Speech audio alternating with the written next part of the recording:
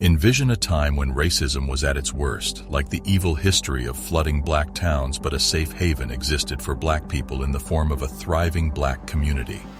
During the era of segregation in the United States, at least 200 such villages had been founded by 1888. But as the years passed, many of these settlements vanished, lost forever to the annals of time. How is that even possible, you might wonder? Why were these settlements purposefully forgotten? And what lessons may we draw from this somber and disturbing chapter in American history? Here are some of the biggest evil history of flooding black towns or have undergone drastic changes, forcing the black population to relocate. The first is New York's Seneca Village. Established in 1825 on New York's outskirts, Seneca Village was home to a thriving African-American community, despite a time when its members faced legal segregation and prejudice. Approximately 300 African Americans called the neighborhood between West 82nd and West 89th Streets in Manhattan home during the village's heyday. A strong feeling of community united the residents of Seneca Village, who toiled tirelessly to make their community a successful one. The percentage of black homeowners in the city was 5 times the average of all people. There were 3 churches, a school, a grocery store, a shoemaker, and a blacksmith in Seneca Village. Seneca villagers, however, had to contend with many obstacles, such as discriminatory legislation that limited their rights and prospects. New York's affluent citizens wanted to make the city more livable as urbanization spread. Therefore, they contributed to the development of what would become Central Park. By passing the act to lay out a public park in the city of New York in 1855, the New York State Legislature authorized the use of eminent domain to confiscate land for Central Park. The people of Seneca Village were evicted because the park was being built, and they were accused of being a public nuisance. By 1857, the settlement had been dismantled, and its inhabitants had been compelled to move elsewhere, most of them to the Lower East Side of Manhattan. One of many instances of systemic racism and the forcible relocation of black communities in the United States is the destruction of Seneca Village. Seneca Village's residents had overcome incredible odds to create an affluent and thriving town, but the government and the wealthy elite ultimately forced them to abandon it. African Americans who were evicted from Seneca Village experienced significant trauma as a result of the loss of their community.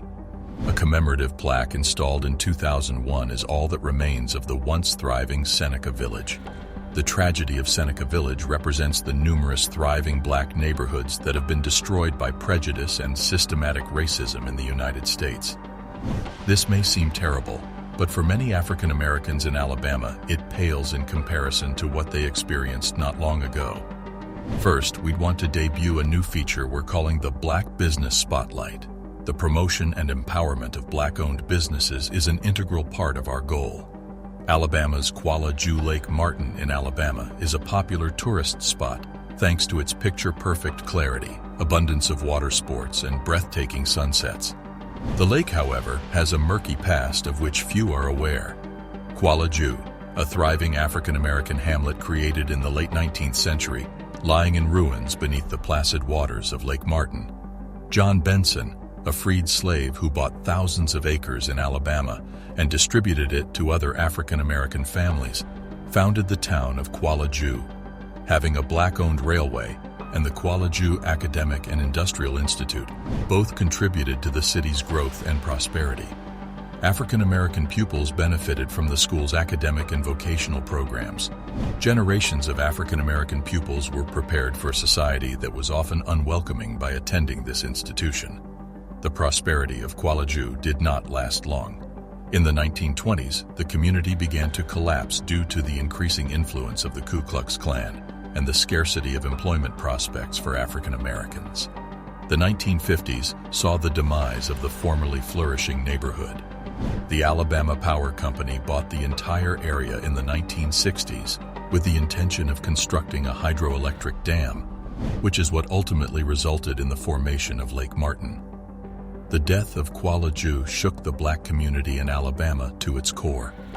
This is just one of the many shocking examples of the systematic destruction and forgetting of black communities in the United States. Despite this erasure, people are working to remember Kuala Jew and give it the respect it deserves. The Kuala Jew Historical Society was set up to record and spread knowledge of the town's important role in the development of Alabama and the United States. The museum that the society has established features displays about notable local figures like John Benson and institutions like the Kuala Jew Academic and Industrial Institute. In addition to hosting events to honor Kuala Jew's history, the Society also arranges tours of the area. The Kuala Jew Historical Society isn't the only group striving to keep the town's history alive and honored, though. Kuala Jew has been recognized as a historical site by the Alabama Historical Commission and the National Park Service for its role in the civil rights movement. Many people have worked hard to ensure that Kuala Jew and its contributions to Alabama and the United States will not be forgotten. Another city, Oscarville in Georgia, lies beneath the placid waters of Lake Lanier, and both were once bustling centers of human activity. Visitors flock to Georgia's Lake Lanier on the weekend to take advantage of the state's excellent boating and fishing opportunities. More than 692 miles of shoreline surround the huge lake. The city of Atlanta relies heavily on this body of water, which is located in the northern region of Georgia. Many people don't realize, however, that the lake has a sinister history. The prosperous African-American town of Oscarville, which was demolished as early as 1912, lies beneath it. Located in northwestern Forsyth County, Oscarville was a small black town. In the late 1800s, more than 100 black families made their home in the neighborhood. Despite the repressive Jim Crow laws of the time, the residents of Oscarville were able to develop a self-sufficient town because to their hard labor as farmers, carpenters, and other tradespeople. 2 white women were allegedly assaulted in the county in September. 2 black males and 4 others were caught in the act. A white resident's body turned up shortly after, and numerous black locals were quickly fingered as possible culprits. One defendant was transferred for safety reasons, but an angry mob of white locals gathered outside the jail. Another suspect was captured, beaten to death, and then publicly hanged in the town center. Following the trials and killings, a group of white men calling themselves the Night Riders began terrorizing the black citizens of Oscarville. They set fire to houses of worship and public buildings, driving out black residents. The violence caused the evacuation of over 1,000 locals. The Army Corps of Engineers later bought the site where Oscarville had been and constructed Lake Lanier on top of the ruins. The lake was built during the years of the 1950s and the 1960s.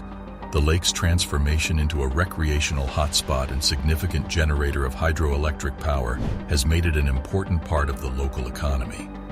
Paranormal activity and sightings have been reported at the lake, adding to its already spooky reputation. Many people who have visited the lake have claimed to have seen unearthly phenomena, such as seeing eerie lights or hearing disembodied voices. Some people think that the ghosts of Oscarville's dead citizens can still be seen by the lake, where their homes and businesses once stood. The destruction of Oscarville is a tragic example of the violence and persecution experienced by African American communities throughout American history. However, attempts are being made to preserve Placerville's memory and honor the lives of those who died. The University of North Georgia's Black Student Union established a scholarship in remembrance of the Oscarville lynching, and there are ongoing efforts to learn more about the community and its history. There has been increasing interest in the history of Oscarville and other southern settlements in recent years.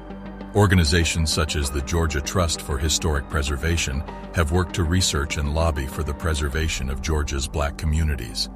Oscarville and other lost settlements in the vicinity have also been recognized by the Forsyth County Historical Society.